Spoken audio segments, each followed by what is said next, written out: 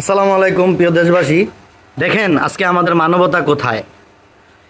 এই লোকটা এই গাড়িটা চালায়, ওনার এই চাক্কাটা লিক হয়েছিল। উনি এই চাক্কাটা লিক সারানোর জন্য গেছিল এই বাস স্ট্যান্ড করে গাছের মোড়ায় এই দোকানে গেছিল আর কি চাক্কার লিকটা সারাইতে। তো পুলিশ পুলিশ ওরে মানে একেবারে খামাখা দইরা দেখেন কয়টা মামলা দিছে। হ্যাঁ, কয়টা মামলা দিছে দেখেন, নিজের চোখে দেখেন। দুইটা মামলা দিছে এবং এই দুইটা মামলা কয় টাকা নিছে মামলা দিয়া? 6,000। 6,000 টাকা নিছে। গাড়ি বন্ধ ছিল কয়দিন? 2 দিন। একটা গরিবের ভেড়ে লাথি দিতে তারা দ্বিতীয়বার ভাবে না, বুঝছেন? আজকে পুলিশের মানবতা কই আর মানুষের মানবতা কই? হ্যাঁ, ভাবছি আমার মনে হয় 5ই আগস্টের পরে পুলিশ ভালো হয়ে গেছে। পুলিশ এখন দিয়ে সবচেয়ে বড় চাঁদাবাজ তো পুলিশই। হ্যাঁ, কোনো কথা নাই বার্তা নাই, এটা নিরীহ অসহায় মানুষের ধইরা তারা মামলা দেয়। মামলা দিয়া 5,000 6,000 টাকা দিয়া তারপর গাড়ি ছুটিয়ে আনতো, আবার 2 দিন 3 দিন তারা গাড়ি আটকে রাখে।